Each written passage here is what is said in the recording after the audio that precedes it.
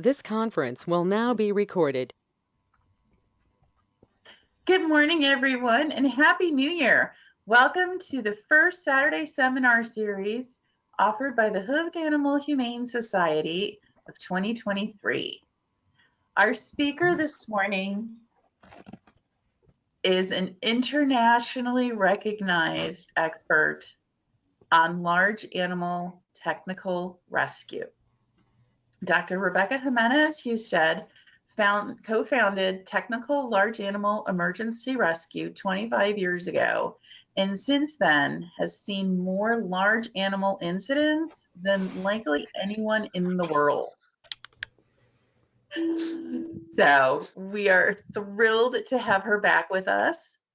She is an accomplished author. Her textbook, Technical Large Animal Emergency Rescue, is available, and we'll show you a cover later in the presentation. We will also, well, you know what, Rebecca, take it away, because you have,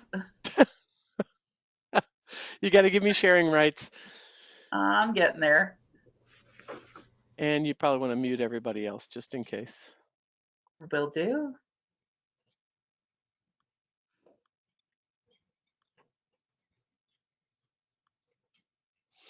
Okay, There you go.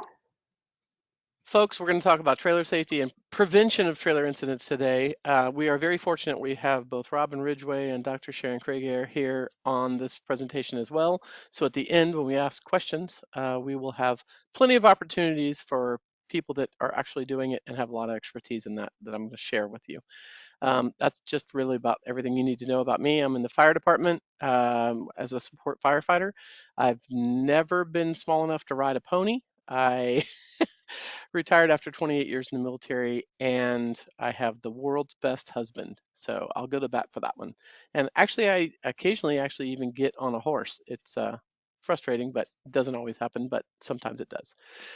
There is a textbook out there. There's several chapters in that devoted to not only just large animal rescue, but also to prevention. So everything from barn fires to trailer wrecks and those kind of things. So I encourage you to take a look at that. It's easier and cheaper just to get it off of Amazon than it is to get it any other way. So I just tell people go find it on online booksellers. So what we're going to talk about today. Transport incidents are dangerous for drivers. It's your responsibility to get better at what you do with your transportation safety, simply because once you attach that trailer to your vehicle, it's your fault if something goes wrong. And so you got to be smarter about that. Transport can be difficult and dangerous for animals. We're going to talk a little bit about transport and how animals perceive those kind of things and interact with the trailer. But in general today, we're just going to talk about most of the prevention part. Horse transports require maintenance and care. We're going to show you some examples of the things that you can do. And it all goes back to our usual shtick, which is you can plan, you can prevent, you can prepare, and you can respond better. You can do it better. And sadly, a lot of people don't take the time to do this. And it's very frustrating to the rest of us. Because if we did a better job of this, we wouldn't see these kind of things. So it all comes down to, have you done your homework to keep us safe? When you put that horse in that trailer, do you know what you're doing? Have you made sure that this is a safe environment for the horse? And then when you hitch it to your vehicle, do you know what you're doing when you're driving? Because their expectation is that this is the scariest place they're ever going to go, into that trailer. That's asking a lot of a horse to go into a confined space like that and then stand there and act like they're happy. So we have to do our homework before we do those kinds of things. Because, sadly, there's a lot of, it's sort of hard. We don't usually find trailers where the entire lower end of the trailer, the wheels, the tires, the frame has totally been obliterated off the trailer. But this is a pretty good example of one that happened. And if you're actually looking at the floor of the trailer there, and this is why I tell people I'm not really a big fan of some of those um, European type trailers.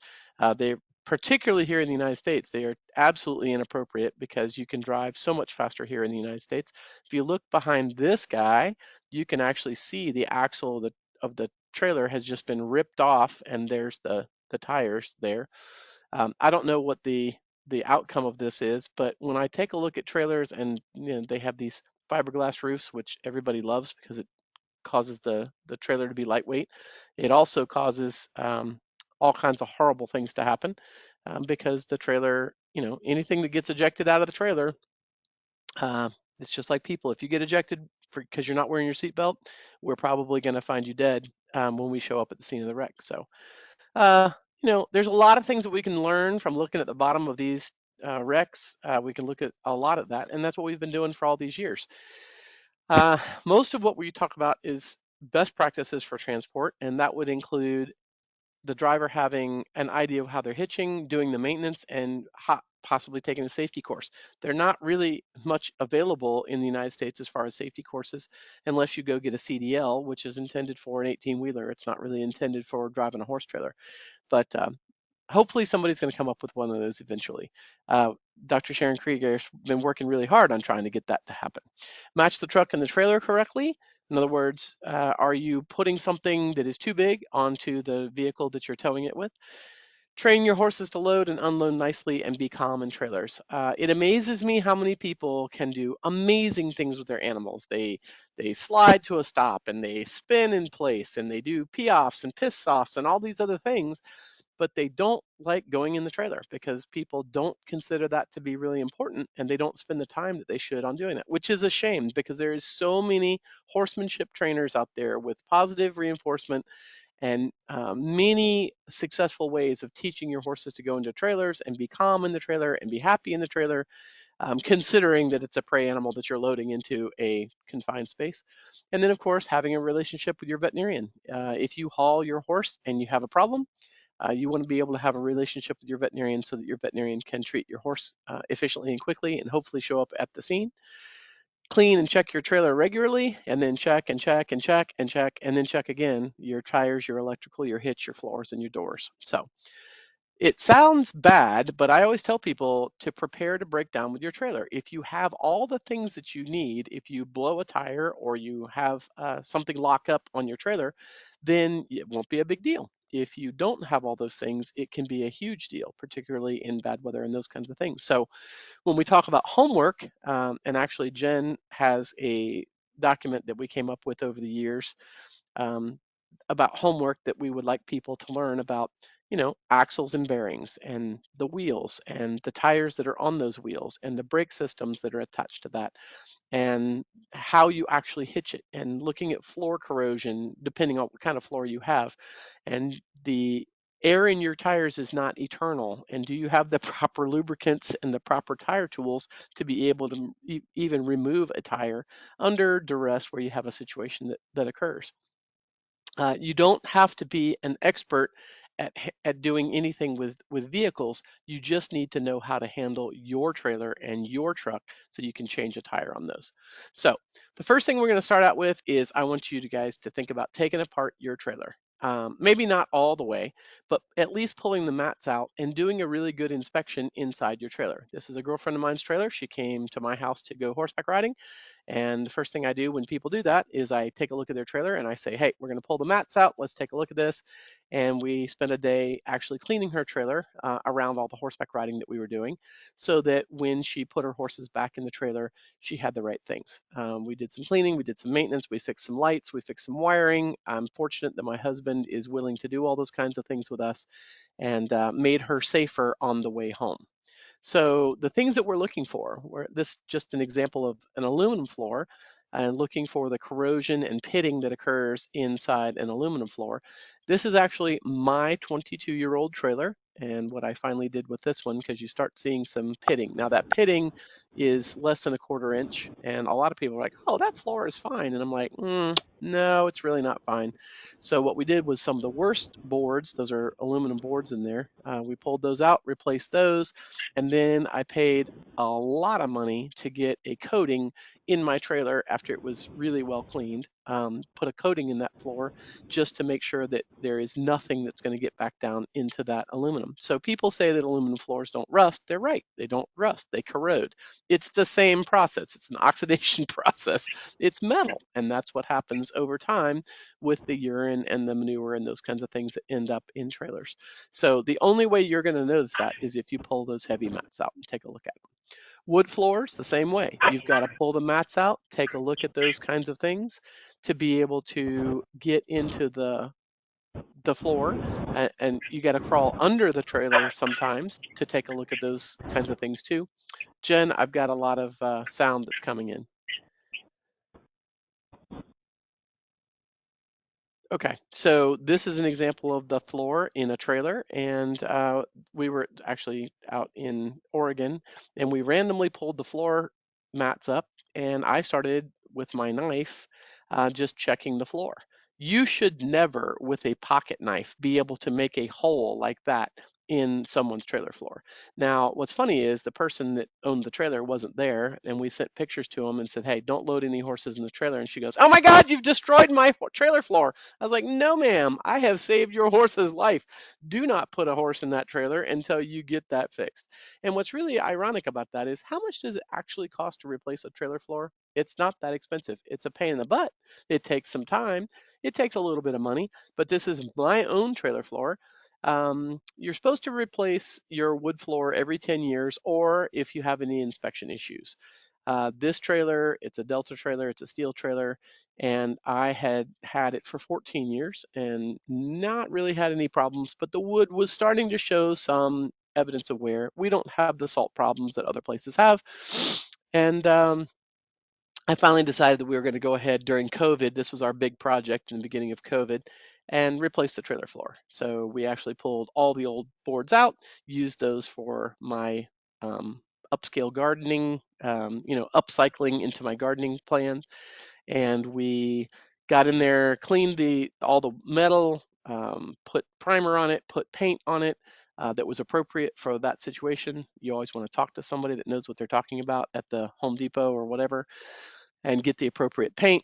And then after that was nice and dry, then we came in and put our floor back into the thing. Obviously, that's more useful with a handy husband, but it was very functional. We got a couple of friends involved to help us with those kinds of things too. So pressure washing of the trailer, whether or not you're replacing the floor. Pressure washing, I'm a big fan of pressure washing because it's the only way you're going to get all the things out of the nooks and crannies. Horses sweat, particularly down here in Georgia where I live. We have all kinds of challenges with humidity, and the humidity gets into those little dust and horsehair and those kind of things that's in those tight places, and it will cause it to start to rust. So we do a lot of pressure washing at least twice a year here in Georgia, just to get rid of some of the mildew and those kind of things that get in those corners. If you don't want to do it at home, you can always take it to the car wash. You probably need to ask first. You'd be amazed how many times a car wash will actually kick you out because they don't want a trailer in their car wash. Or I guess you can go on a Sunday morning. No, it's teasing. Anyway, washing and waxing and making sure that that metal stays patent and doesn't rust is really important to the entire process. And it's amazing, a lot of people have aluminum trailers because they don't want to have to do this, and they consider it a pain in the butt. And I just go, well, aluminum trailers are corrode too, so you've got to make sure you've got to check on the welds and all those kind of things too. So after you've got your trailer nice and clean, we want you to go and add some reflective conspicuity tape to the back of your trailer. Actually, we want you to apply it on the side of the trailer too. And the reason for that is if you notice the trailer on the left, that's an animal control trailer over in Texas. And I was talking to that guy, and these two little teeny tiny things right here next to the lights are all they had for conspicuity tape. And he said, well, I'm not worried about it because I've got lights at the top, I've got lights on the side, and they're LEDs and they're really bright. And I said, yeah, but what happens when the electrical, the little thingy doesn't quite connect just right? And we've all had problems with our lights or our brakes on trailers, and just, something happens. And he was like, oh, well, I hadn't thought about that. Exactly. So I encourage people to put a lot of conspicuity tape on their trailers. A lot of times, some of the problems we have with manufacturers are this tape is not cheap. And so they don't want to put it on there because it's sometimes up to $2 a foot for the really good diamond 3M tape that you need to put on the back of your trailer. And you're going to have to replace it every 7 to 10 years, depending on where you live. But people, they just, oh my God, that's so expensive. It's so difficult. It's not. And look at this. I mean, this is Tori and Justin McLeod's trailer. And if you hit that thing, that's like hitting, I mean, it's it's so bright. When you pull into their parking lot, my parking lot's the same way. All my trailers have a ton of conspicuity tape on them. This is actually my ex-husband's trailer. And you can see he even did the fire department diamond on the back. If you hit that sucker, it's because you are not paying attention. It's important. And why do we say it's important? Because we have so many cases where we see these things, where horse trailers have been hit in the back. Somebody slams into the back of the trailer, sometimes because you're driving slower, sometimes because they literally couldn't see it, or the conditions were really wrong. You can see that the one on the left is in the ice. This one on the right is obviously a sort of a dank, dark day here in Georgia, where maybe you couldn't see very well, but it's a really dark trailer and it's only got those little analog two lights on it. So it's really hard to see. Fortunately, the horse was okay in this one. So, try to prevent that in the first place just by having some conspicuity tape on there. The next thing we need you to look at is looking around your trailer, and I call it the anatomy. We know the anatomy of horses. We know the anatomy of barns. What is the anatomy of your horse trailer? Do you know anything about your horse trailer? Have you ever actually walked around and taken a look at it? And what you'll see is there's a lot of information on the parts of your trailer. For example, there should be a sticker or a plate from the manufacturer on your trailer, and it tells you when the trailer was made. It should give you the VIN number, which may be important if you ever have to sell the trailer. And it'll give you some information on the gross vehicle weight rating right here in kilograms and pounds. Kilograms the metric, and pounds for here in the United States, when the manufacturer and who made it. Now, what's frustrating about that is a lot of times older trailers have had this either painted over or it's fallen off. So I always tell people, get a picture of that and put it in your file with your trailer, so that if the sun destroys it or it falls off or gets painted over, that you will actually have that information if you need it. Learn your way around the anatomy of the horse trailer underneath the trailer, the places that you normally don't go. Pull up the mats and take a look at those kinds of things, and look at your trailer from a whole different perspective. What's really funny is the manufacturers, the sins that they make usually are underneath the trailer. What is the spacing on the frame underneath the trailer? What is the amount of metal that they've got underneath the trailer? What kind of axles do you have? Do you have any problems with the leaf springs? All those kind of things. If you don't know, take someone underneath that trailer that is, pay them $50. Hey, can you come look at this trailer with me and tell me if there's a problem? Somebody that actually knows what they're doing with trailers. Here in Georgia, we're really lucky. We actually have a person who lives up in Bishop, Georgia, and they have a business. Bring your trailer to us, we'll tell you what the problems are. They give you an entire list of all the problems, and then they tell you an estimate of how much that's going to cost to fix it. And I tell people, that's fantastic. If you don't want to do it or you don't know how, take it to somebody that will. I actually spent $12,000 on my two trailers last year total, getting them upgraded, and they're over 20 years old and they needed some things, and I spent a lot of money trying to make sure that it was perfectly done, replaced tires and all those kind of things too. But it's well worth it, because now my conscience is clear. While I'm going down the road, I know I'm not going to have problems.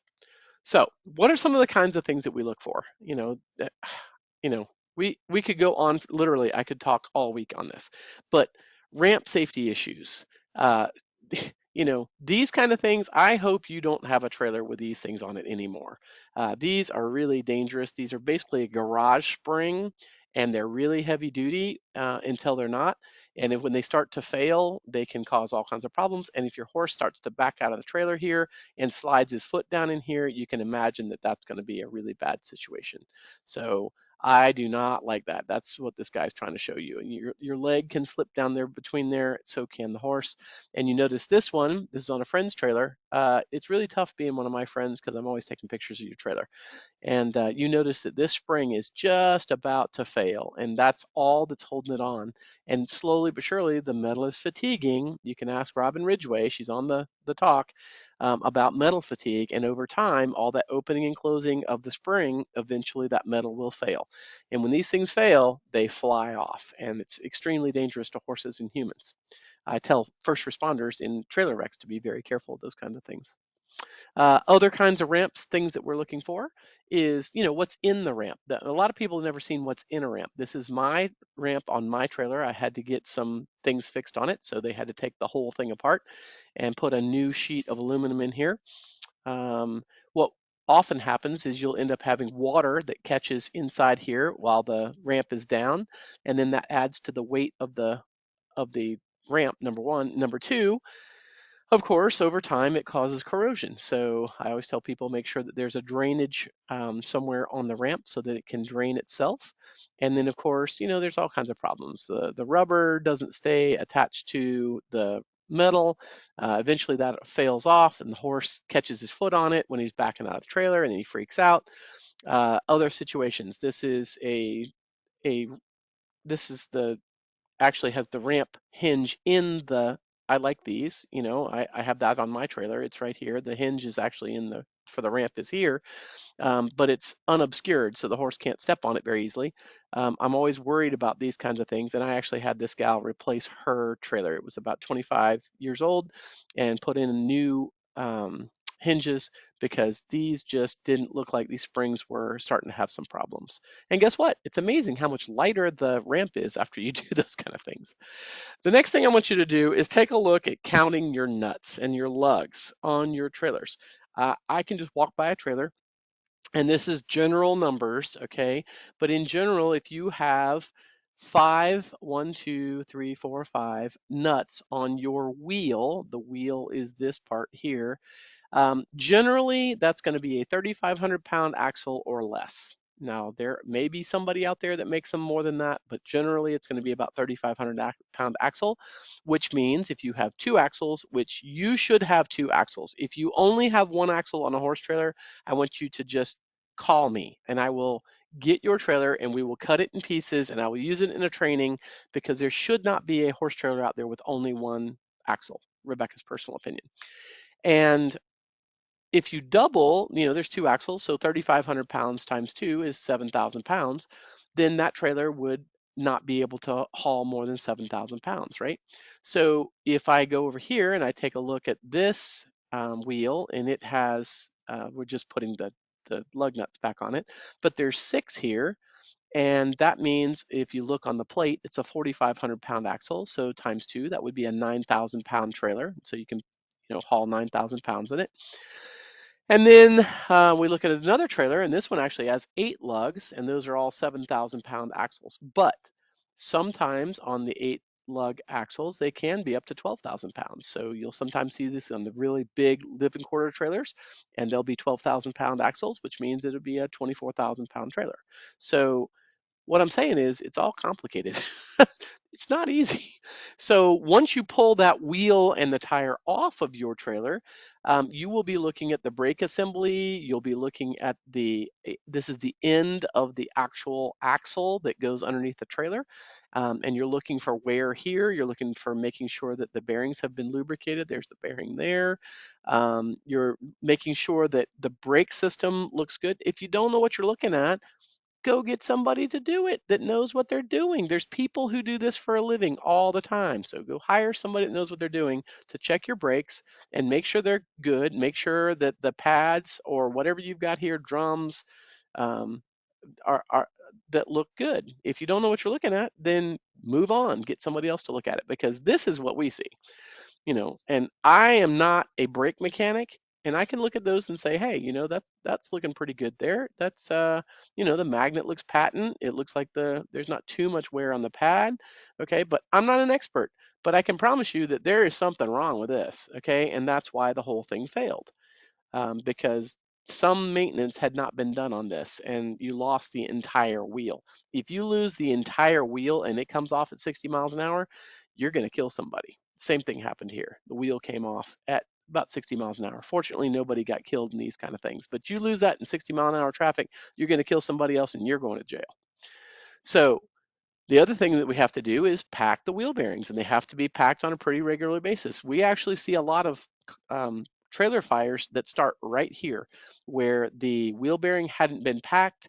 And what starts to happen is the um, grease starts turning into oil because it basically is oil. And eventually, over time, it gets hot enough over time. It hasn't been looked at long enough, hasn't been repacked, and that oil will start to leak out. It catches on the hot brake.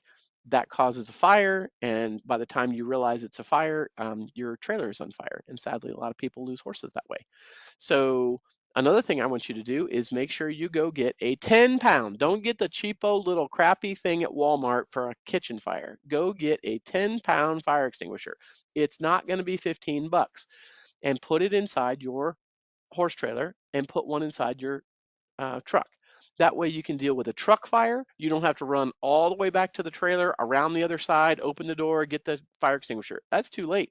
By the time you start realizing you have a truck fire, you need to be able to open the hood on your truck and put the fire extinguisher material on the fire. Same way with your trailer. You need to have a trailer fire extinguisher that's close enough. This one on the right obviously was unsuccessful. That is a horse trailer um, fire extinguisher, and they didn't get to it in time. I mean, that's crazy. It sounds crazy. This one, they actually lost 3 horses. The fire started in this case, the towing vehicle had a wheel fire.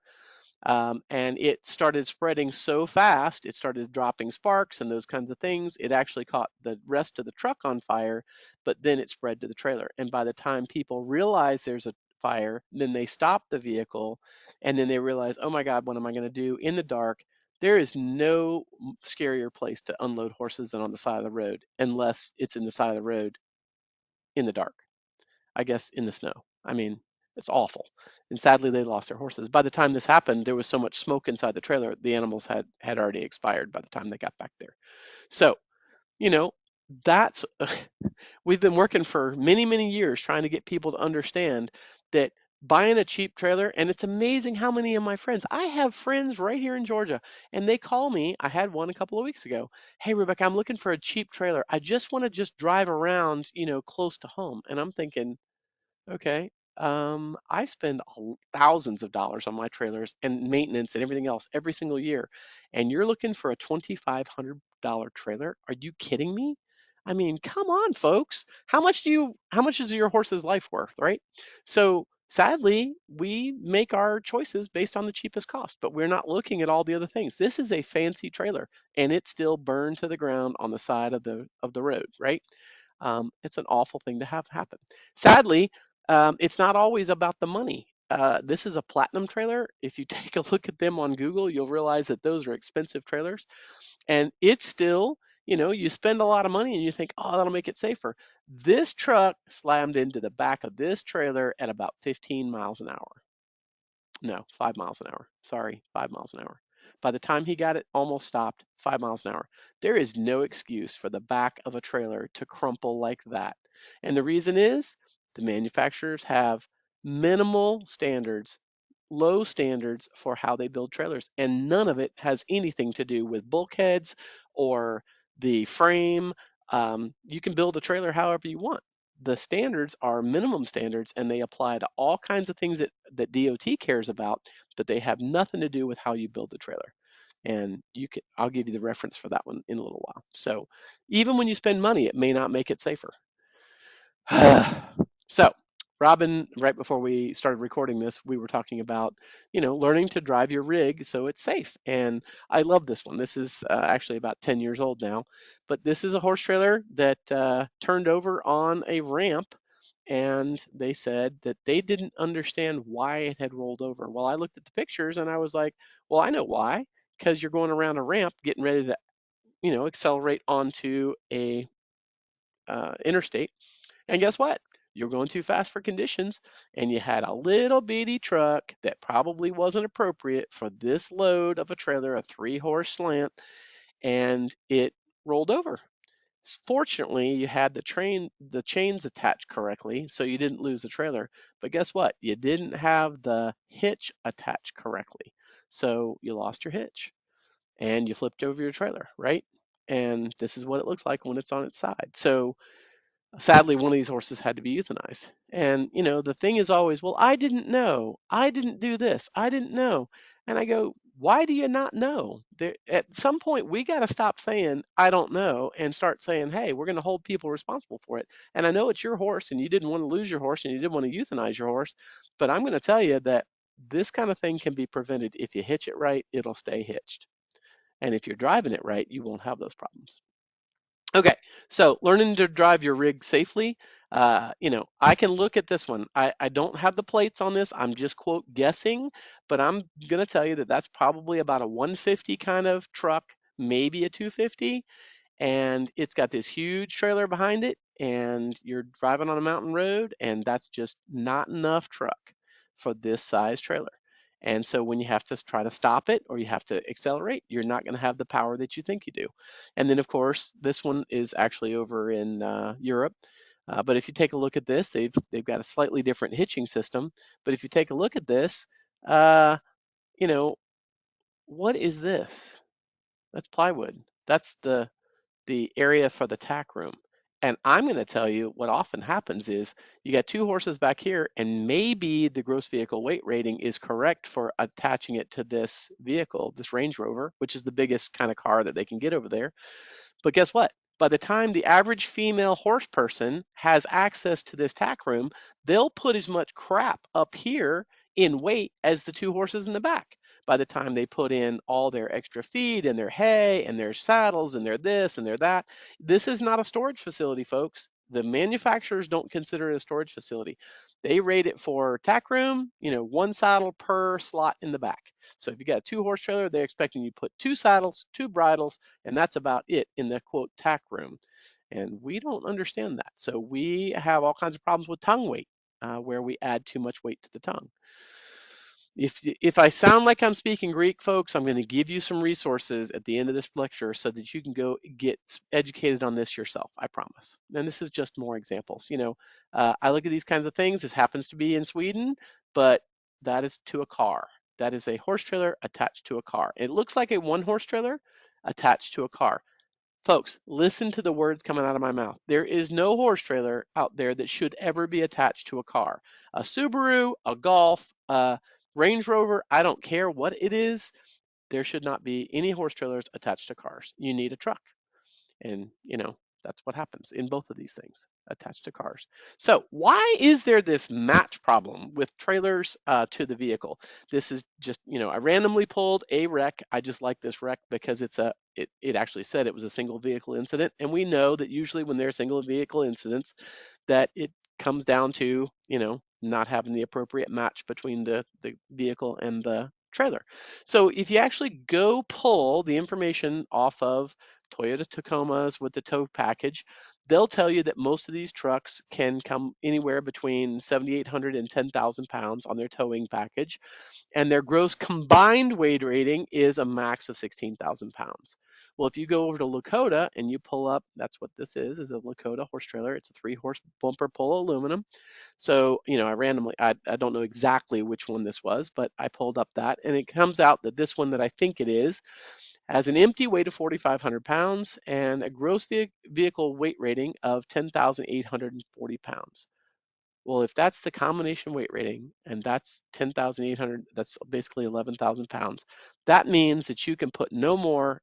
There's some other math that goes into this, but I'm just going to finger fudge it that you can't put any more than 5,000 pounds in this trailer and put it behind that truck, assuming you're doing everything right, which means 3,000-pound horses. Oh, wait, some horses are a lot more than 1,000 pounds. Let's just say they're 1,500 pounds. If they're warm bloods, they're going to be 1,500 pounders.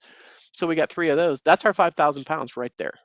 And if you put in, some tack, there's a small tack room on this sidewall here, some tack and some hay and some other things, it starts adding up. The problem is people don't know how much their trailers weigh, and they don't know anything about their gross vehicle weight rating and the gross combination weight rating. Now, what's honestly the truth of that is when you buy that trailer, you can go find your owner's manual for your trailer online. You know what you know, what kind of trailer it is and manufacturer and what the style is. Go find it online. And I just clipped out a few of these. There's 36 pages in the Lakota Trailer Owner's Manual online, and a lot of them look like this. Warning, danger, warning, warning, danger. All these things, okay? Failure to adjust driving behavior while towing a trailer. All these things. 36 pages of safety stuff. And how much do you think that the average horse owner is ever going to take a look at? They don't. They just don't. They hitch it, they drive out off the parking lot. And sadly, here in the United States, there's nothing to stop you from doing so. And part of the reason for that is because there's a whole bunch of people that do not want to have to take a class to learn how to drive a trailer of any kind. Boat trailers, horse trailers, any of those 10,000 pound and less trailers, you don't have to know nothing to be able to do that. And what's really funny is, what do you think horse people do when we start making noises about that they need a CDL to pull a 10,000 pound over living quarters trailers, four horse with all the crap in it? It's usually a 14,000 pound or more trailer. What do they start doing when we start saying, hey, we probably need to think about CDLs for those kind of folks? And the horse people have panic. Oh my God, I can't go off and take a class in how to drive a trailer. I've been driving a trailer my whole life. I know what I'm doing. Sure you are. So you know what Lakota Trailers is doing? They put all that crap into the owner's manual because they are covering their ass. And that's just the way it is. Sorry, I'm using a bad word. But that's not an education. That is not an education. That is covering their butt with legal stuff. So it comes on to us to try to take care of our safety and our horses' safety. And, it's really complicated. And I'll show you, it's really complicated. So I'm going to ask you guys, what do you think the problem here is? Like I said, it's tough being one of my friends. Okay, this is Equispirit trailer. It's a beautiful trailer.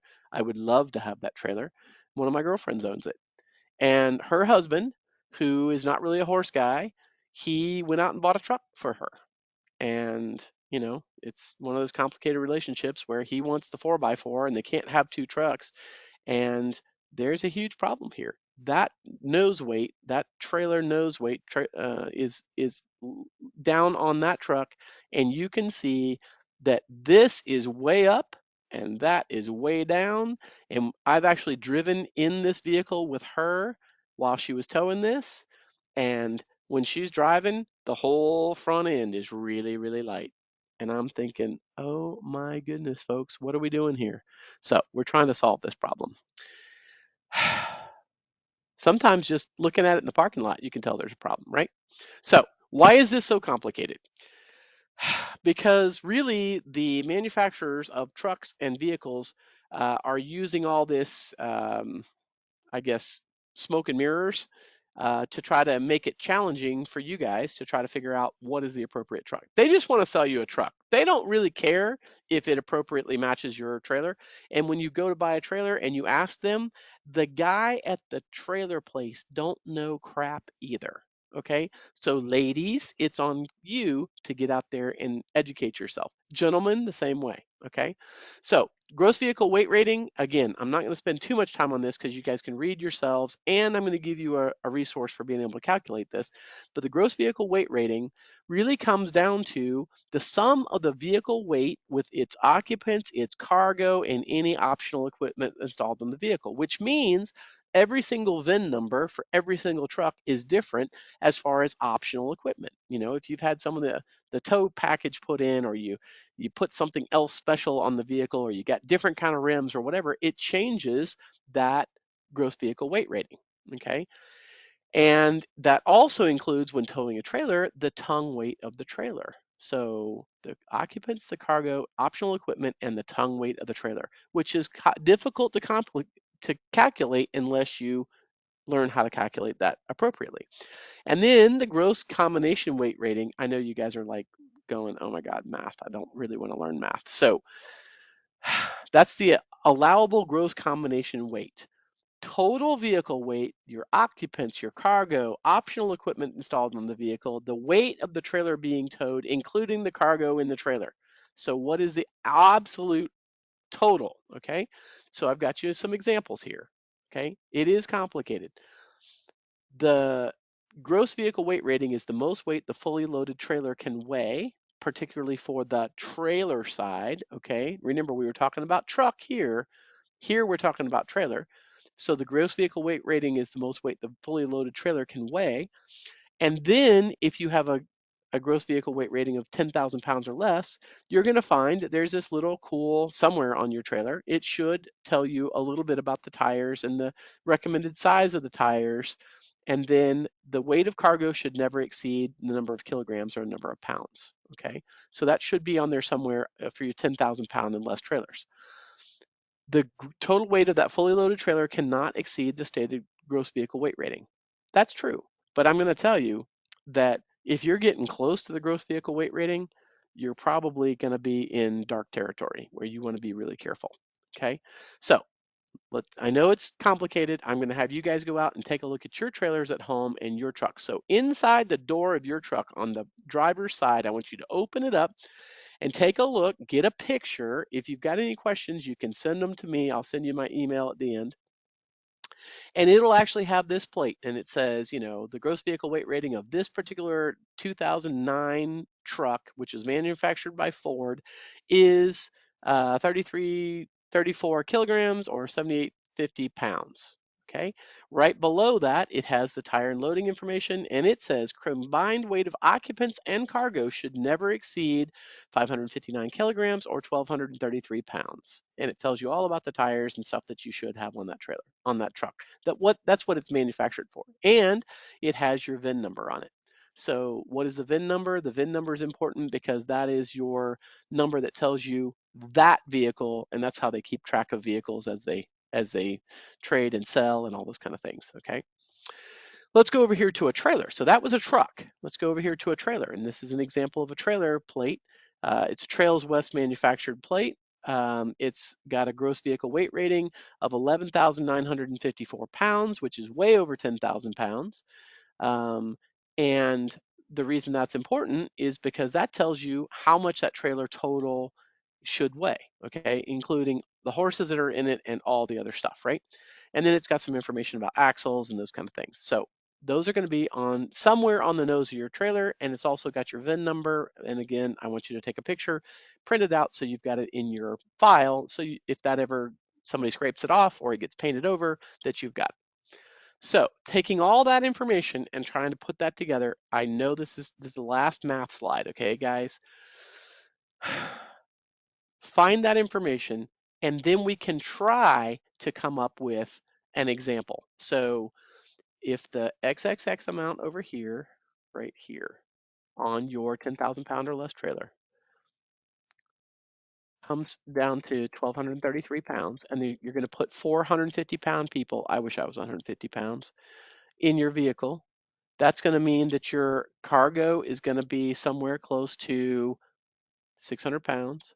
If your cargo luggage capacity is 633 pounds for this vehicle, then 633 is all that's going to be left. 1233 minus your 450 pound passengers, which is 600 pounds, gives you 633 pounds. That's it. That's all you can do that, right? And then you got to calculate the trailer tongue weight that's transferred to the vehicle, because that's important too if you're towing a trailer. Wow. It's not easy to locate. It's very frustrating to do. There's actual calculations out there on how to calculate tongue weight, but just suffice to say, it's challenging. All right, I'm going to change gears now. Now I want you to check out your own trailer. Now, technically, this is illegal to do.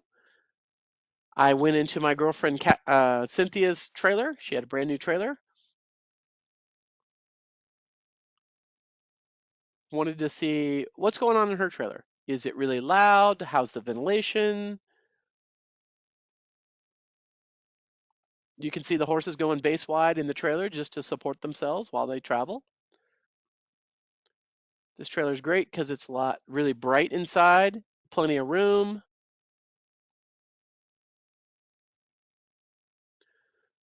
We're moving about 5 or 7 miles an hour. And you notice it's a little bit loud.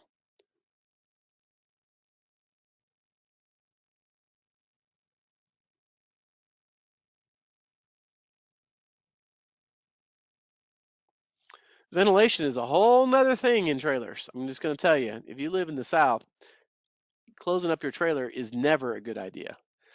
Anyway, so Technically, that's illegal to do, but I suggest that you do it on a dirt road, or you do it in the pasture, or you do it in a parking lot somewhere and get an idea of how that works.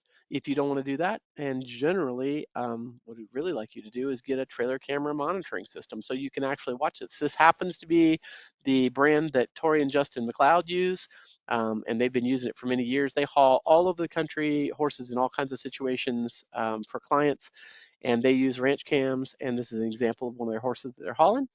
And that's what I actually purchased for my big trailer. So very nice system, and that way you know what's going on in your trailer at all times while you're driving down the road. It's not cheap, but I'm going to tell you, horses aren't cheap either. And this whole thing that we've been doing in the horse business for all these years of do it cheap, sometimes it catches up for you. So some of the other things I look for when I walk into a trailer is, what is the problem here? Besides all the crap that's down here on the floor, and obviously they haven't cleaned out the trailer very often, and you notice that this is really getting nasty along the bottom here. There's a lot of rust. What's eventually going to happen is a horse is going to catch a shoe or something in here. It's going to go through that rust. He's going to catch a shoe, and then he's going to panic. But what is all this? All this is what we call scramble marks, and that tells me that one of two things, and maybe both. That horse does not have enough room in that trailer to balance himself, and that trailer is a crappy trailer for hauling horses, or you're driving like an idiot. I mean, people don't like to hear that, but if you've got those in your trailer, those are the two options. And you can argue with me all day long, but I'm going to tell you that a horse that is balanced in transport and has no problems with being transported and is happy about being in a trailer, he's got plenty of room, and he has headroom to be able to lift his head and balance himself and all those things, you won't see these, but you will see them in trailers that have all those other problems. I'm going to show you an example of what a scramble mark looks like. This is about 5 miles an hour. This is a horse that was having my girlfriend's horse. We'd loaded the horse in the trailer, and we turned right out of her driveway. We turned right out down the road, turned right every other place. And then eventually I had to make a left, and there had been no sounds in the trailer. Suddenly I went to make a left, and there was pandemonium in the trailer. Now she's in the trailer with one of my horses. And so we were like, what the hell was that? So we pulled over, we checked the horses. The horses were standing there like there's no big deal. So I did the illegal thing. I asked my girlfriend to get in the trailer and take a video to see what the heck was going on. Yes, that's illegal. No, I should have never done it. But if I hadn't done it, we wouldn't have gotten this video that shows what was really going on. That horse almost fell down in that trailer, and it's only going to the left. So there's something wrong. She's got a medical issue or something. Otherwise, she is fine. So let me run it for you one more time so you guys can see. Take a look at her hind left leg. She's bracing herself against the thing.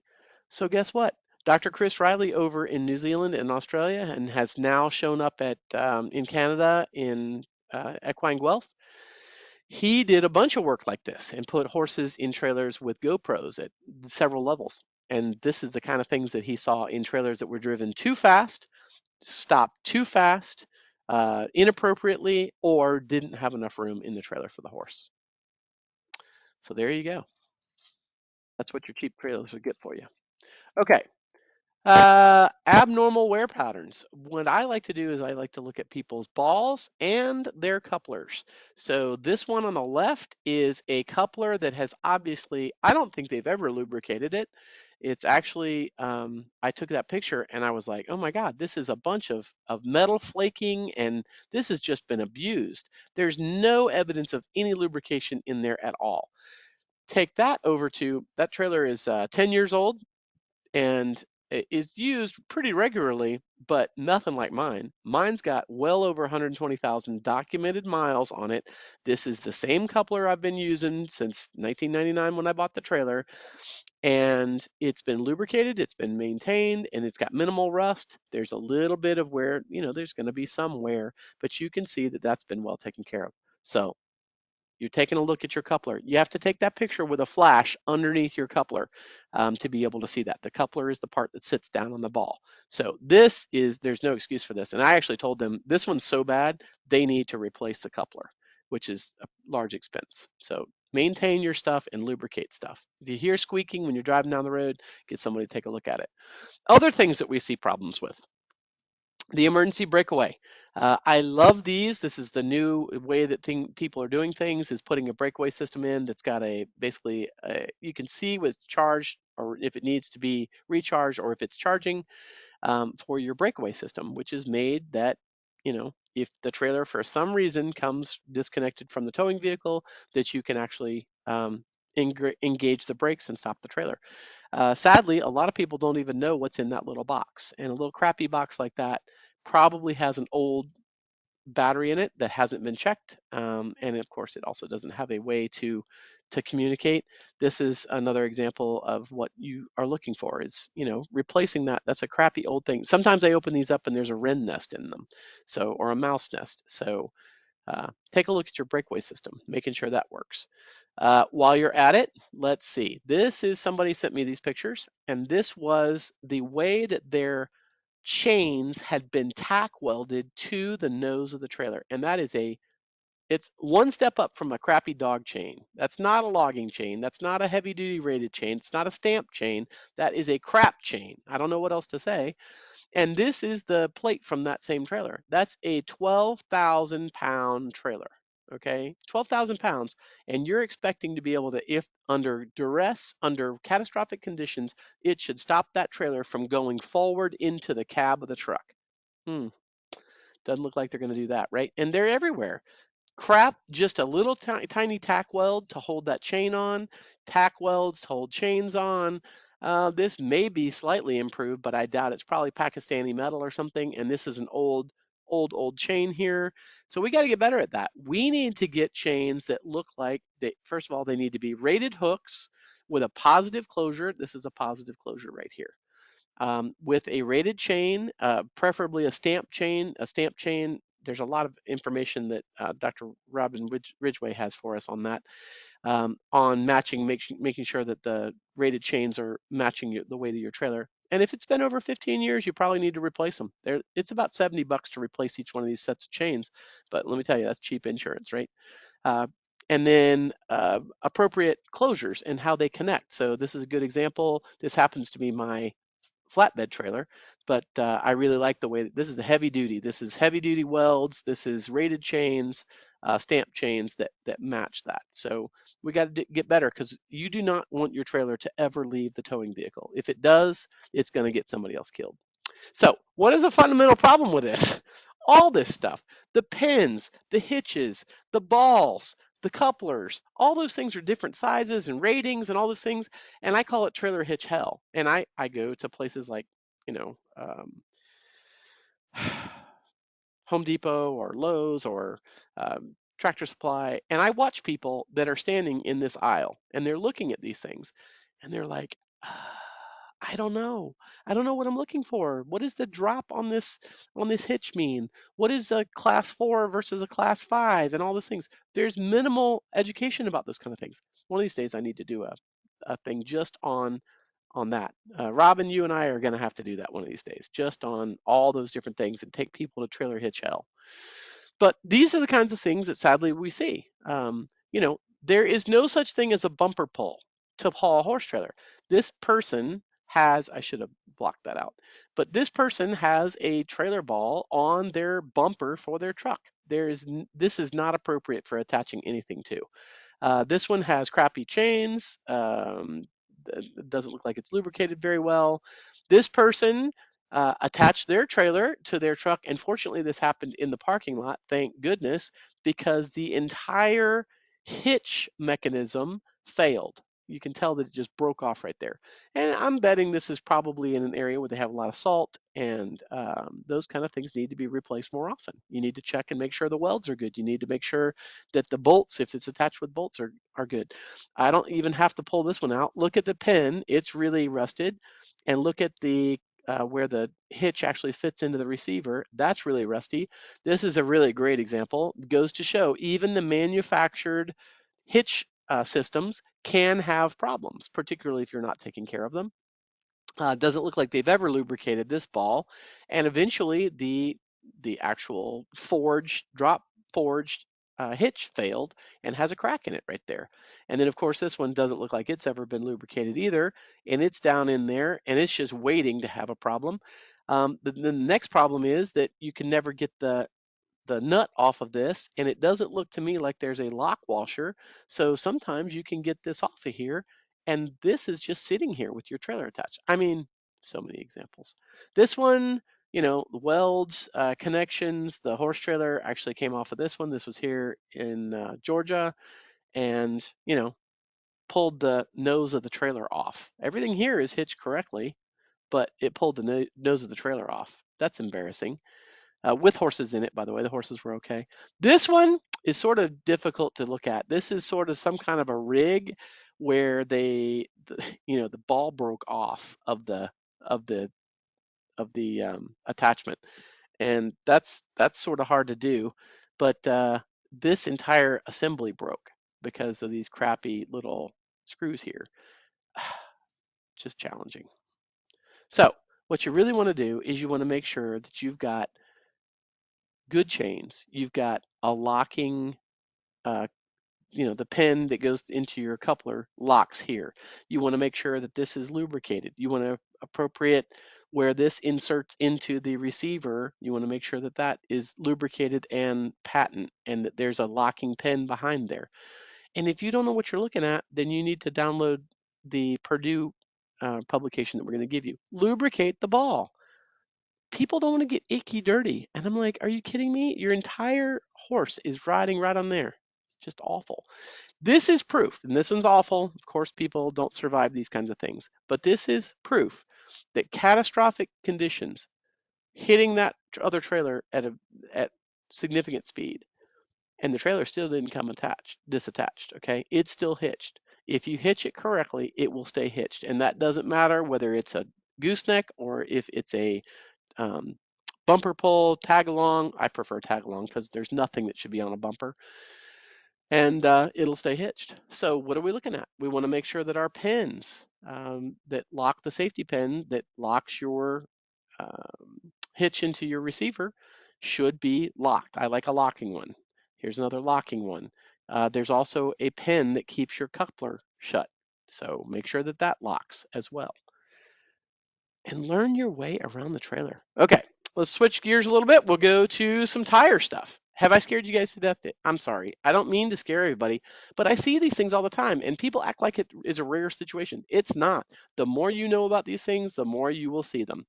Um, so there's nothing more frustrating to me than having a tire shred on the interstate while I'm trying to get somewhere. It's going to slow me down. It's going to frustrate me, all those kind of things. And the only other thing that can be more frustrating than that is if we lose two tires on the same side at the same time. And actually, if you talk to US Rider, they pulled some data years ago, and they showed that often the first tire, when it shreds, has enough impact on the second tire that eventually that one's going to fail also. Maybe not right then, but 50 miles down the road or 500 miles down the road, you will have a problem with the other tire because it's been injured by the first incident. So have two spare tires. And people go, oh my God, that's a lot of expense. And I go, yep. But let me tell you, what's really expensive is it's a Sunday and you have to change a tire and you only have one spare tire and you lost two. Then you're trying to call around on a Sunday to find somebody that's open and that has the appropriate tire size for your trailer, and they won't have it. So learn to change your tires easily. There's some things that you should have. You should have a drive-up jack. They sell these kinds of things. This is the small one for the little tiny horse trailers. I'm going to tell you, usually that doesn't actually get it high enough off the ground, especially if you're in the dirt. So you can also use a 4x4 underneath there or a 2x4 to try to get it up a little higher. I use the big truck versions. These are Rams, and they get it up about 8 inches off the ground, and they were great for being able to do that. You need some lubricant. Um, Silicone lubricant, some kind of grease that's actually going to be a good lubricant. WD-40 is not a lubricant. It is a degreaser, but it will help you get those tires off sometimes, and then you need to lubricate them before you put back on. You need a tire iron. There's your tire iron. And then, of course, I like to have a nice big piece of steel pipe because invariably, if the tire has been put on by a torque wrench at the tire shop, I may not be strong enough to be able to get that thing off without a little bit of leverage, so I have a leverage pipe. And then, of course, your spare tire, or preferably two. And learning how to do that requires you doing it at home. Try your stuff out. Once you get all the equipment to be able to change a tire, just back your trailer onto one of these things and then try to take the tire off with somebody that knows how to do it. They can teach you how to do it. They'll teach you some of the little simple tricks to be able to get that tire on and off correctly, and you'll learn something about the anatomy of your tires at the same time. Once you do it once, then you'll be able to do it the rest of your life. It's a life skill. Teach your kids. Okay, besides being able to do that, let's be able to hitch it correctly, right? We want to be able to set our chains correctly and an emergency breakaway cable. This is a great photo that this young man took and he put this out on the internet a few years ago. That was great, of how to set your coupler down and get the appropriate, I love these, uh, to be able to, this is your emergency breakaway system, and it's got a little spring wire on this one, and that's what I actually ended up going to because I love them. And you have to have a separate bolt or a separate connector here in the front of your truck, which no truck comes with, so you have to buy these and attach it correctly with the length of the chain so that you can set your chains so that they took it off the ball and let it slide back, and they're showing you how to set your chains. The whole game of the chains is to keep this coupler in the bed of your truck no matter what happens. That way it doesn't go too far back, it can't go too far forward. Okay. The other way that the trailer can go, obviously under wreck conditions, is towards you in your vehicle in the front of the truck. So that's a great picture that Dwayne took of that, and I've been using it ever since. This one is also set correctly. This is a fifth wheel hitch, which is similar to the gooseneck, but it looks a little bit different. Everything is hitched correctly. Why do we want to hitch it correctly? We want that sucker to stay in the back of the truck. This one, they had a wreck. She slammed into something. It broke the nose of the trailer, but you notice this one has cables instead of chains, but that's okay. It kept the trailer in the back of the truck. That's where we want it to be. We don't want it to be up in the cab of the truck. We don't want it to be out on the road separated from the towing vehicle. And this horse actually survived the impact of the trailer. You can see what it did to the quote chest bar on the trailer. I mean, the horse is standing there, and that's the chest bar. He broke or bent that chest bar with his body. But hey, that's better than being dead, right? Sadly, trailers, that's a whole nother discussion, but the safety things that are in horse trailers for the horse is minimal at best. So this is what we've been mentioning the whole time. This is a free download. It's called Understanding the Horse Trailer Rig. And I know they've got a Western saddle on it, but let me tell you, folks, if you're English or saddle seat, it's the same thing, okay? It's not going to hurt you to look through this. It's not just got Western stuff in it, okay?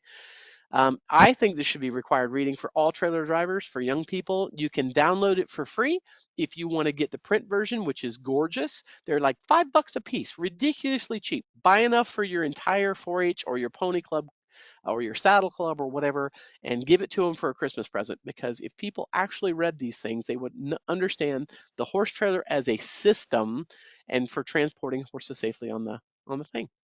So, all right.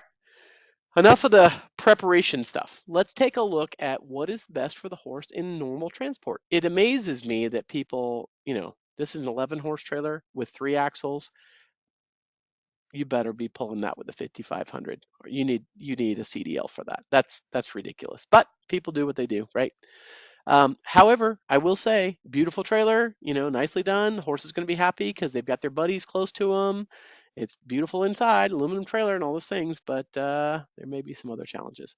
What we're looking for, and we actually have Sharon on the call today, is the 5 freedoms. We're looking at, what are we doing for the horse in that transport? Freedom from hunger and thirst. We all know that there are welfare concerns that come with that. If you put your horse in a trailer and transport him for 5 hours to the trail ride, then you're riding for a couple hours at the trail ride, and then you put him back in that trailer for 5 hours and you drive him home, and he hasn't eaten that entire time, that's a welfare issue.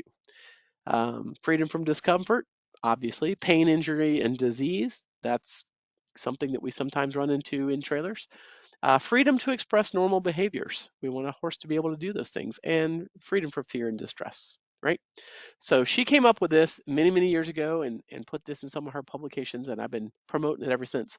You know, it turns out that the manufacturing processes and designs that ignore those kinds of basics are really detrimental to the safety of individual horses and their handlers. It affects all of us, and even emergency responders and other highway users, if we're not paying attention to that. If your horse panics in a trailer because he's not happy or he hasn't been trained, um, then he can potentially hurt himself and he can hurt other people and he can slam into other things, right?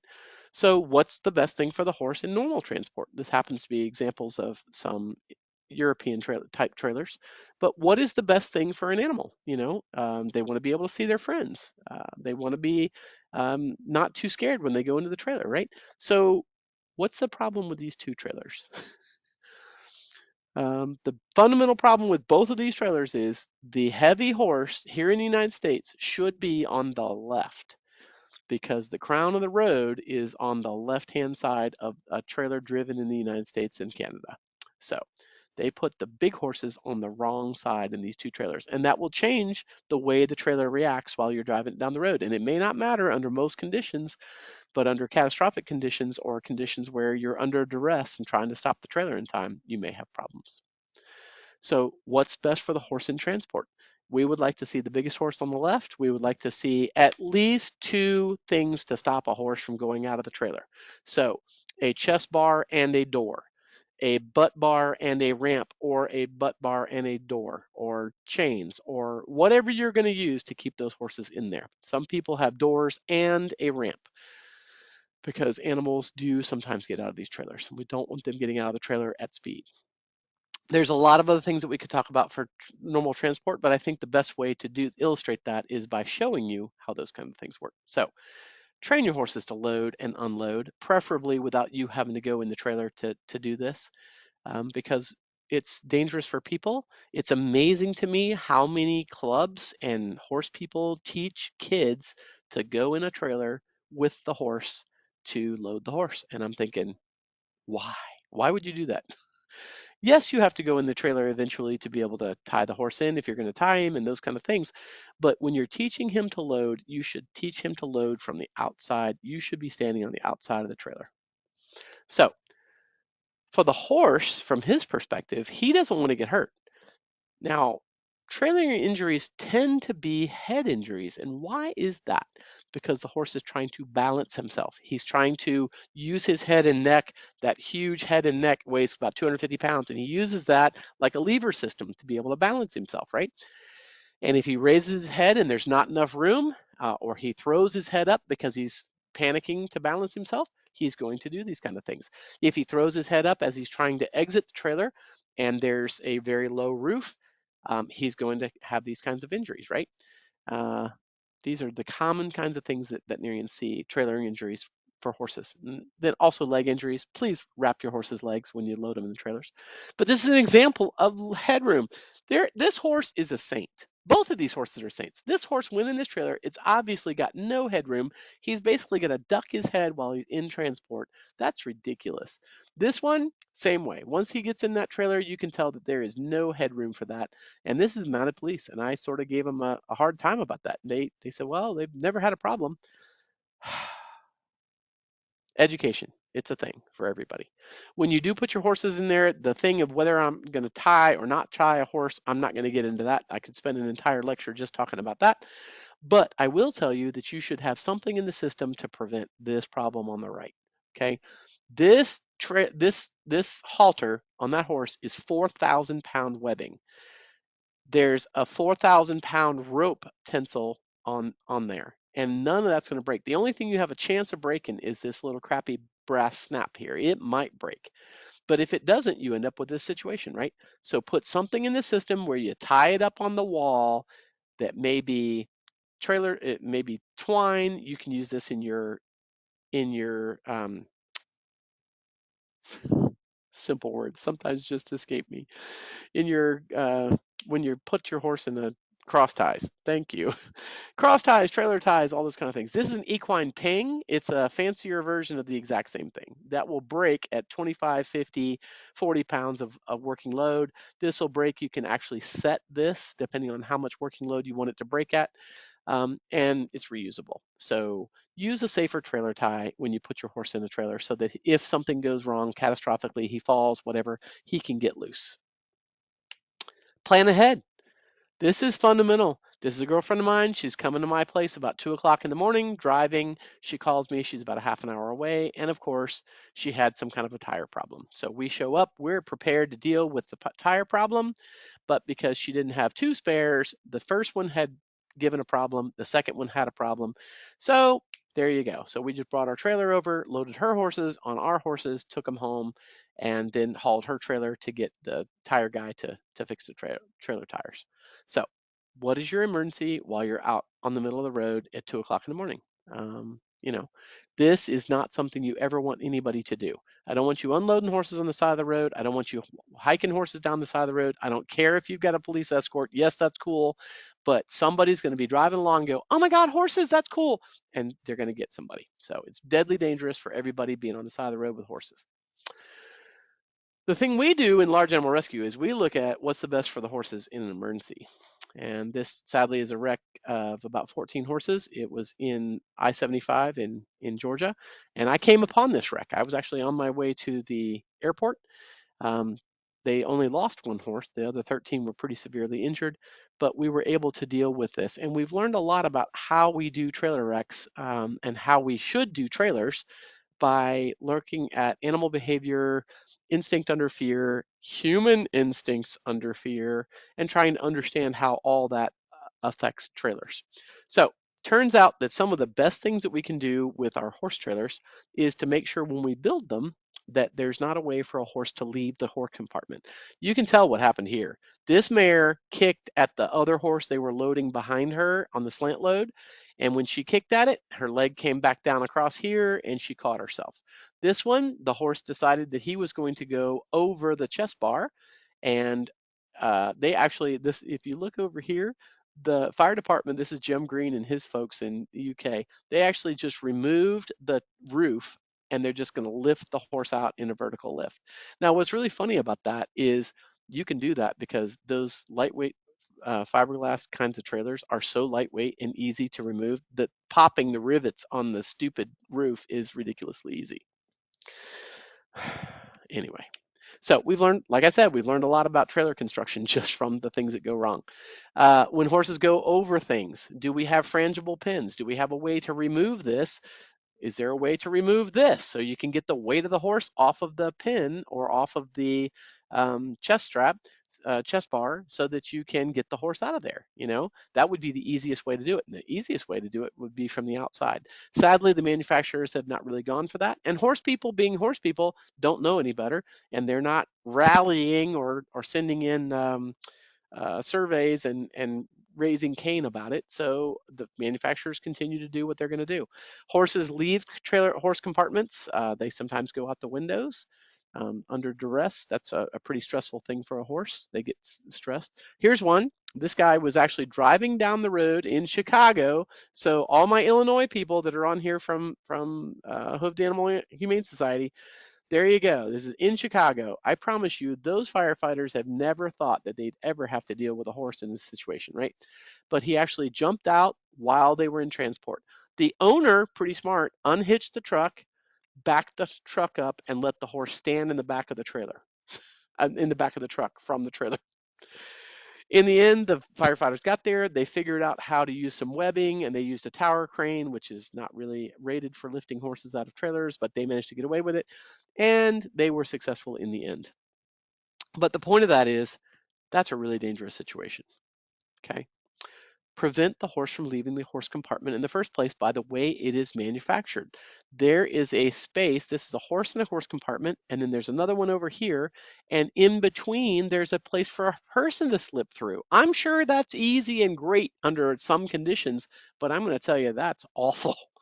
Because what happens is if the horse goes forward from this compartment into the human compartment or the quote tack room or the feed room area of the trailer, Eventually, what's going to happen is it's going to slip down, which is what this horse did, slip down, and now you've got to call the fire department. They're going to come out, they're going to use a ram, which is a hydraulic piece of equipment, and it's going to open up that trailer. And the trailer is never going to be the same, I promise you. They've sedated or anesthetized the horse. They ram this open. Then they're going to put a backwards drag piece of webbing around the horse's hips and pull him backwards beautifully out of the trailer. That part's easy, right? After you have the fire department there and destroy the trailer. But the point of it is, it's all preventable if you hadn't had a place that allows the horse to leave the horse compartment in the first place. These are not the worst pictures, folks. I promise you, I'm saving you the worst. But horses kick through walls. You notice this is some little crappy tack welds here. This horse kicked it. Now his foot went all the way through. Now he's trying to pull it back. It was a god awful mess, is what it is. These guys are using some heavy equipment. They're using a tool to pry this open, and then he's going to use a reciprocating saw to try to make a hole to get that horse's foot back out. But that's so preventable just by having better manufacture and not having crappy tack welds. And then this is, all those European trailers that have those fancy floors. It's plywood, folks. It's plywood. You're putting your horse on plywood, and it's got a membrane on it. And then you're supposed to have these rubber mats on top of it. But over time, as that fails, eventually your horse is going to go through the floor.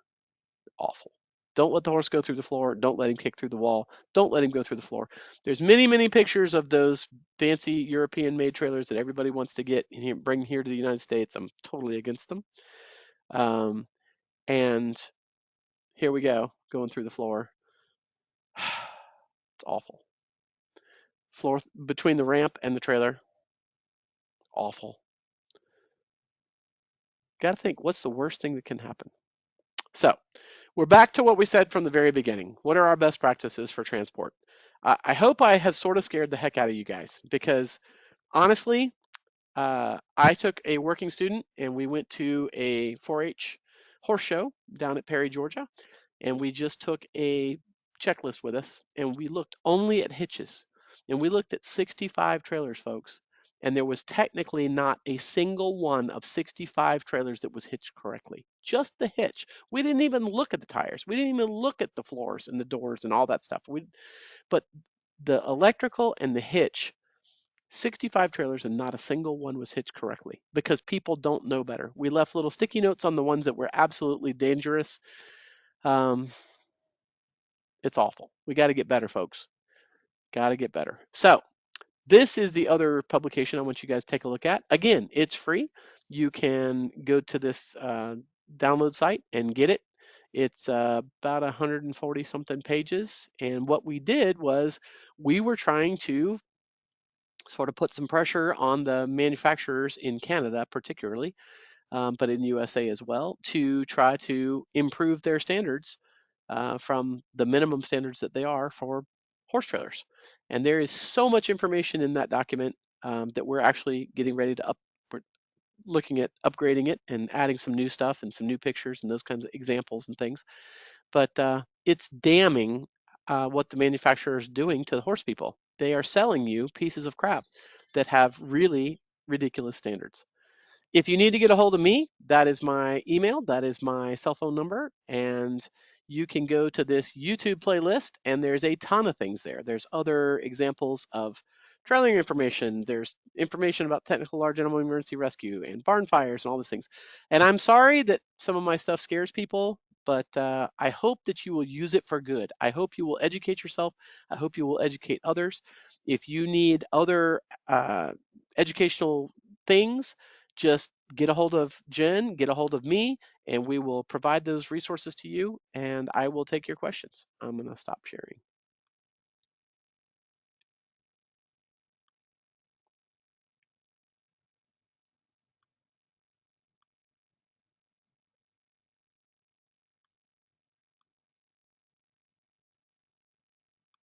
Thank you so much, There we go. Dr. Rebecca. Did we lose anybody? Did everybody bow out and go, oh my God? No, I don't think we did. I know we ran over an hour, guys, and I'm sorry about that, but there's so much to try to get in there. So what kind of questions do we have? Robin, did you have any comments, questions, comments? No, I had an interesting question from the group I talked to yesterday. They asked why, over in Europe, you see a lot of those small horse vans, so dedicated transport vehicles. Why we don't see more things like that here in the United States, and I didn't have a great answer, although I remember from back in the dark ages when I was younger. They used to be a lot more popular, and you rarely see them now, the vans in the United States. I don't know if you had any thoughts about those. Generally, the problem for the UK is they actually do have training that you have to take to drive a trailer, and they do weigh your trucks and trailers regularly, and you have to have inspections and those kind of things, versus there's only a few states here in the United States that have those. And so the largest vehicle that you can pull a two-horse trailer with is usually a Range Rover or something in that class. And if you got to get any bigger of a trailer or heavier duty of a trailer, then you do have to step up to a transport van. Simply, they call it a box, simply because they won't let you drive a big dually, a big living quarters trailer and attach it to a car. We could still argue whether or not their cars are appropriate for the things that they pull, but Yeah, no, thank you. No, that's good. It was an interesting question.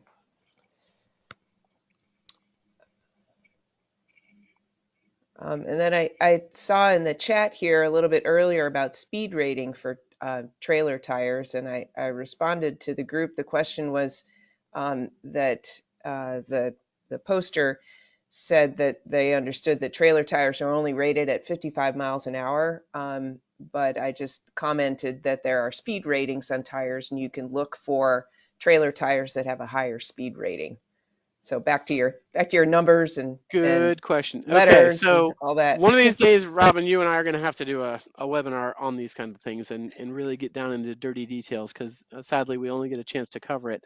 But that goes back to really understanding something about tires. And of course, the more people I've talked to about tires, the more I've learned about um, ratings, speed ratings, sizes, how that affects your trailer, how it affects your truck, all those kind of things. It's really complicated math for most of those trucks and trailers.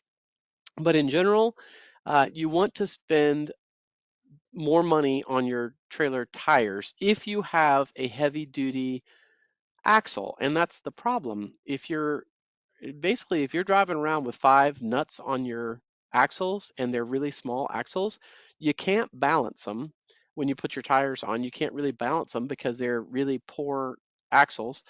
And um, people spend, it's a rating of C or a D tire, and you really can't balance those anyway. So, the roughness of the trailer coming behind you is affected by balance, obviously, but more than that, it's going to shake your trailer loose. And if you've got a crummy axle and you're putting a G-rated tire on it, that doesn't solve the problem either because you've got a poor quality axle. And a lot of people are like, I don't want to have to switch out my axles. And I go, well, um, you know, challenging. Okay, Rebecca, we have a few questions from the chat and we appreciate everyone putting them in here. The first one Yep. is, when replacing a wood floor, do you recommend sealing or painting the underside of the boards as well?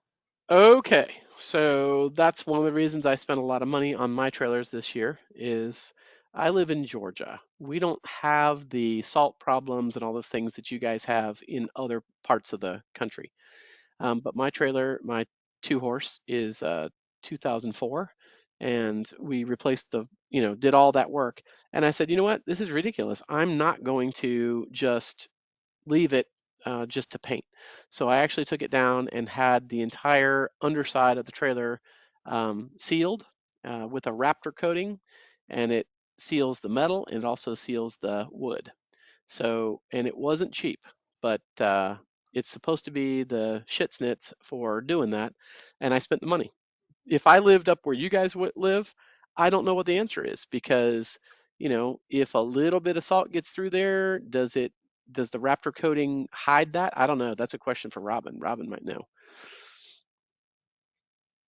Yeah, I had questions about coatings yesterday too from this group, and yeah, in our neck of the woods, I'm a little worried about some coatings because it doesn't allow you to inspect what's underneath, Right. like this, like the spray and coating. So I do think you just need to teach yourself about what some of the pros and cons are for Yep. installing something like that. There's a lot of, it's just like anything else. There's a lot of different mouse traps, and the question is, how long are you going to keep the trailer? How often are you going to use the trailer? You know, what kind of conditions are going to use in it? For a lot of horse people, they try to get a trailer that for all these conditions, but in truth, they only use it from June to August, right? So why are they worried about all these things? They're not hauling it in the salt anyway. So I don't know. I see somebody said something about no bungee cords. Yes, that is absolutely true. Bungee cords are terminal to horses and they're terminal to people. They take out eyes, they cut people's faces. If you have them in any part of your barn, just cut them up or use them on your truck, but don't use them for your horse. So that's what. Absolutely. The next question is, do you have a preference in straight load versus slant load, Uh-huh. mangers versus cheat bars? Okay. Again, there's a million different mouse traps out there, and it sort of depends upon the trailer. It depends on how much room you have. I generally tell people, unless you're hauling minis, you need as wide a trailer and as tall a trailer as you possibly can. Um, so straight loads are great if that's all you can. If you're doing a 2-horse trailer, you'll notice that they're often used in the big transport trailers for commercial haulers, like Tori and Justin. Some of their trailers are forward face and then rear face, so they're hauling 4 horses or they're hauling 6 horses, and actually that all came back from back when we used to transport horses in rail cars. That's where horses originally were transported, is in rail cars, and some of them were forward face and some of them were rear face, and they could see each other, and it fulfilled a lot of their welfare considerations. So that was pretty cool. Slant load, I have both a slant load and a straight load trailer. The straight load is a bumper pole. The slant load is a gooseneck. Uh, Personally, I don't think it really matters. There's been a lot of research that went into that, but I'm going to tell you that the research is colored by looking at it from the standpoint of hauling horses to slaughter. All that money that went into all that research was because of all the people that were bitching about or complaining about the slaughter process. And we don't have slaughter in the United States anymore. They still go to slaughter, but nobody's checking because they're not going to a slaughter plant here. So they put a lot of that in there. And so they weren't looking at the kinds of things that you would care for your horse in a standard transport that we're looking at. Sharon, that's on the call, she is the world authority at balance loading in trailers and rear face and those kinds of things. There's lots of different mouse traps. It depends on what you have. Making what you have work and then taking a look around. There's not actually a single manufacturer right now that makes a real rear face trailer. So, that's balance load. So mangers versus cheat bars. If your horse goes forward onto a cheat bar or onto a manger, it's not good either way. So preferably you don't have a horse is gonna panic inside the trailer and wants to do those kind of things. Uh, the problem with mangers is they force the horse to keep his head up. And the veterinarians will tell you, again, there's no perfect solution to any of these things. The veterinarians will tell you that if the horse can't put his head down, if he's in transport all the time with his head up, then he's having to breathe the hay, the the things that from the shavings, the dirt dust, all those things that blow into the trailer, he's having to take that into his respiratory system and he can't blow it out. For example, in my slant load, when I transport, um, the horses are allowed to, they're actually at liberty. They don't get tied. They are able to eat off the floor, which means they can put their head down. They can assume whatever position they want to in that slant load.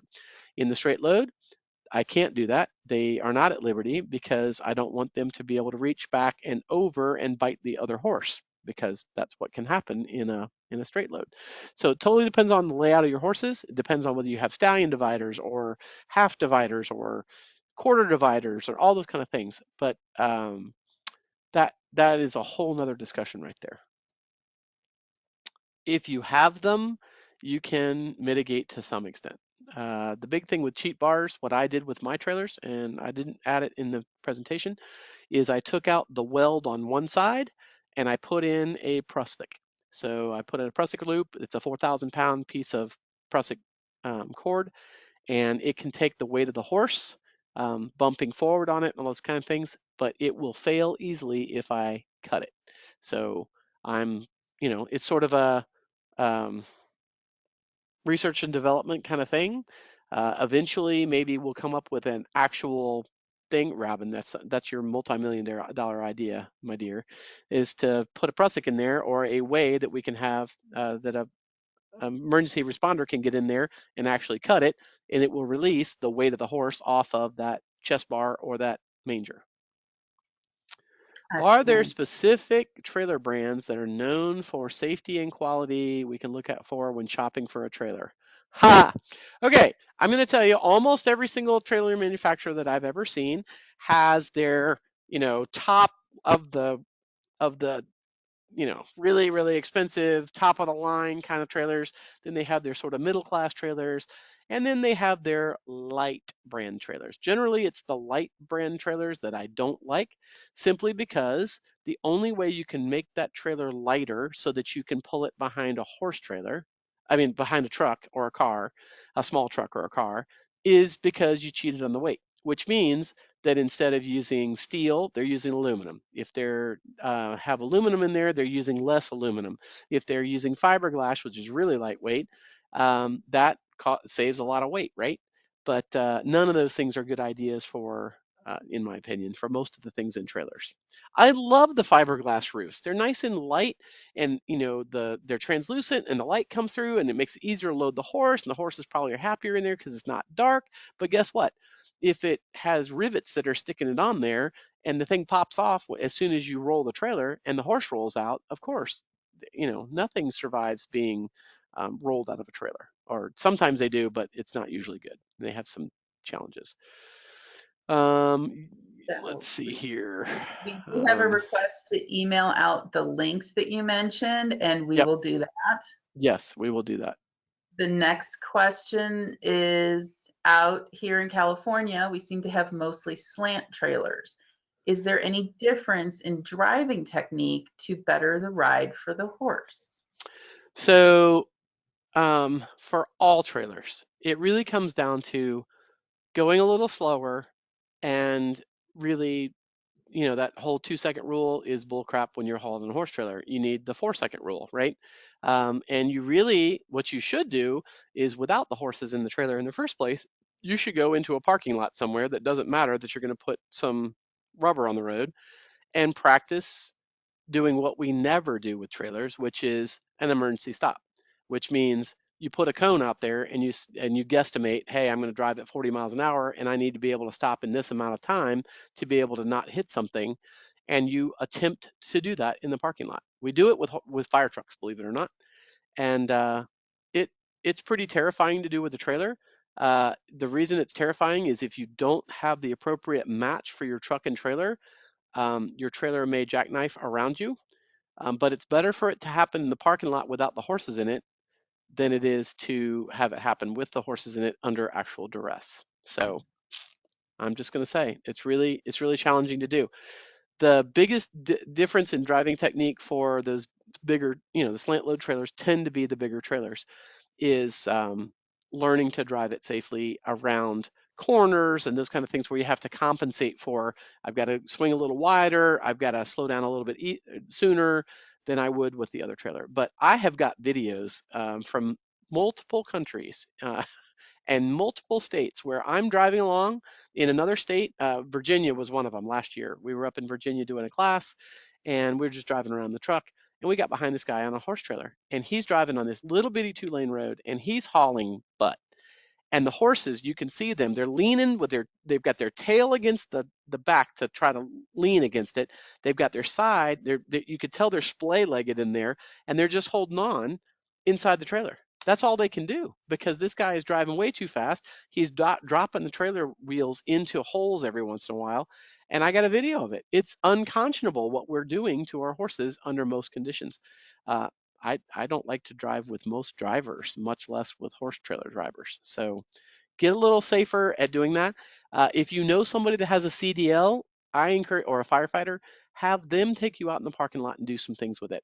Practice backing up. Practice that emergency stop. All those kinds of things with your trailer, and get better at driving your trailer without the horses in it. And then that will make you much safer with your horses in it. Yeah. Christina is asking, would you haul a horse loose in a stock trailer closed in the front section with a center gate or tie? And then, of course, what is the very best horse trailer brand, which is a whole nother webinar in and of itself. Yep. I'm a big fan of it always. If the horse has the choice and you have the room that you can have a box for the horse in the trailer and he can make a choice, I'm a big fan of that because that gives them, it negates the whole thing of, is this rear face, forward face, slant load, whatever, it gives him a choice. The challenge is the horse going to have some behavior that's going to make it dangerous for you? Is he going to run in circles inside the trailer? Then you may have to tie him. Some horses just do that. I'll tell you, I've got videos of my girlfriend's horses. They walk over to one side and they look out one side. She has the two of them together loose in her stock trailer. And then they walk over to the other side and they look out the other side. And she's hauling the horse down the trailer down the road at 70 miles an hour. It doesn't affect her because she's driving it with a big truck. Doesn't affect her at all. But if those same two horses started really running around in that trailer, that would cause a problem when you're driving down the road. Dana Lacey, she's one of our peeps, and she's a stalker. She's been doing stuff with us for years and years and years. She's put some really good stuff into the notes. Yeah, which we will send to everyone. We get a transcript of the chat, so it'll Okay, help great. the link there. Great. But Rebecca and I will get together and combine all the super information that she shared with us. Yep. A long time ago, my dad and neighbor stuck me and my neighbor's daughter in a trailer and took us for a ride. Yes, I love that. Yes, it's illegal, but I'm telling you, I do it every single. I have 4-Hers come. What's funny is my local 4-Hers don't show up, but the ones that are from 150 miles away, they come down here and camp with me every year and do a TLAER kind of thing. We do trailers, and I put all the kids in the back, and I make them hold their hands behind their back and stand where they're not leaning on anything. And it's amazing the the looks on their faces. They laugh and they joke and smile and all those things, but when they come out, it makes a big believer in them about how difficult it would be for a horse to stand inside a trailer and try to balance himself. Because what we do is we drive really slow, and we're really slow on the curves or anything else in the beginning, and let them get used to it. And then we drive across the pasture and it's bumpy and they laugh and they joke and all those things. Then we come back out, we go down the driveway, and then we take a real short thing up the road. Yes, it's illegal, but let me tell you, we only get up to 45 miles an hour because we turn around at the dairy up the street. 45 miles an hour, and you think you're, doing 80 in the back of that trailer because you can realize that this is challenging. And then we put the brakes on inappropriately a couple times, and they laugh and joke, but they hit the parts of the trailer and with their bodies, and they're like, oh my goodness, it's a huge eye opener. So whoever said that, Cindy G, you're spot on it. What size prusik cord did I use? Just normal prusik cord. I just attach it I wrapped it around the I'll send you a picture. I'll send her a picture and she'll send it out. We will post it. Absolutely. Yeah. Actually, I took remember, it's just a research and development thing at this point. So I've been in the back of a horse trailer when I took a college course in trailering and transporting, and we were on the property. We did not go on the road, but our instructor loaded everybody in the horse trailer and drove through her pastures and paddocks, and you have a completely different perspective. Yep. Once good you've been thing back for there. any saddle club, any 4-H club, any pony club, really, especially those young drivers, they're getting ready to go out there and do things in the world. So great. And I'm so glad that Robin's been working with Pony Club, the national, so that we can get some of this information out there. So That we is, have our marching orders, Robin. We've got to come up with a presentation. Maybe we can do that through HAHS and really get down into the nitty gritty on these kinds of things. Yeah, I'd love to. It would be great to collaborate on some additional programs. That'd be awesome. we would love to have you both back. We did have a couple comments come through privately. One recommendation was to try and fix things at home with the tools that you have at home, and then put those tools in a box in your trailer. Yep. Because we all do things at home because we have our entire tool set with us. And, we have our road bag that might go in, and it has, a flathead screwdriver and maybe a set of pliers. So make sure, if you can do it at home, that you have a second set in the trailer with you. We even have an air compressor. We take an air compressor. We got a battery powered air compressor. We take that with us because sometimes the problem is you just got low air. What are you going to do? Drive it 15 miles to get to a, thing? That's bad. So, those things, technology is amazing. There's so many more options to those kind of things these days. Yeah. And Rebecca, can you recommend the type of fire extinguisher? I know that there's A, B, and C. Just go for ABC because you ABC. never know what the fire is going to be. You don't know if it's going to be in the shavings. Somebody said something about cigarette flips. Usually the cigarette flip is out by the driver or the passenger, believe it or not. It's actually hard. Joey Purcell years ago did a whole bunch of work in a wind tunnel with a bunch of different horse trailers. I wish I had a wind tunnel. Robin, wouldn't that be fun? Robin and I just dream of having our own wind tunnel to put a bunch of horse trailers in, right? Yeah, But we have one at Purdue. yeah. Oh, hey, maybe we need to write. You and I need to write. Oh, I didn't know that. So anyway, they took a look at, and basically he said it's impossible for someone else to throw out a cigarette butt and it end up in your trailer.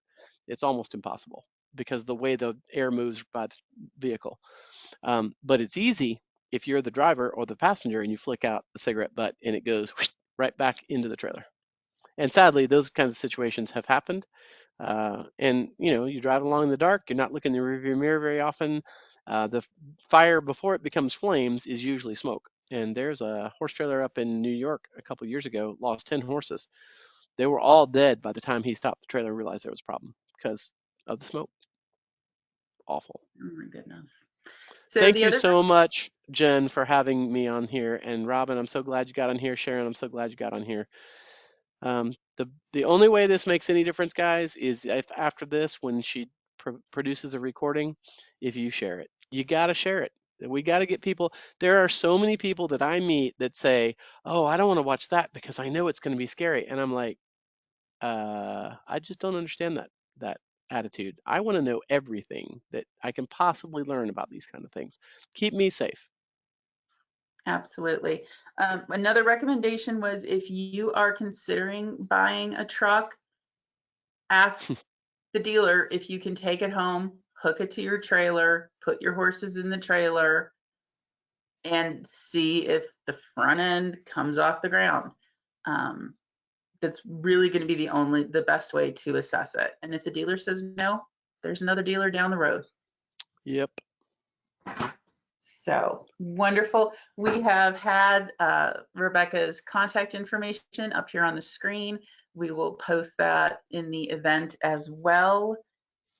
And we do have our standard question that we ask all of our guests, but since Rebecca is back with us and we've already asked her our question, I had to come up with a new question. Oh no. Yes. Trying to embarrass me. I am not. What resource would you recommend people check out? So if they have not joined your study group on Facebook, or they have already, what is another resource that you would recommend? Wow. I I think we use talked words that about I've the ones that I really like is the Purdue publication. Okay, well, there's another Purdue publication that Robin and them did, and it's connecting the truck to the trailer. And it's not just horse trailers, it's boat trailers, it's utility trailers, etc. We will get the link to that one and send that one out to you too. Again, it's free. Or if you want the pretty printed versions, they're like $5 a piece. You can order a whole bunch of them, but it goes into ad nauseum detail about a lot of the things that Robin and I were mentioning, as far as all the measuring and the math and those kinds of things. That is wonderful. Thank you so much.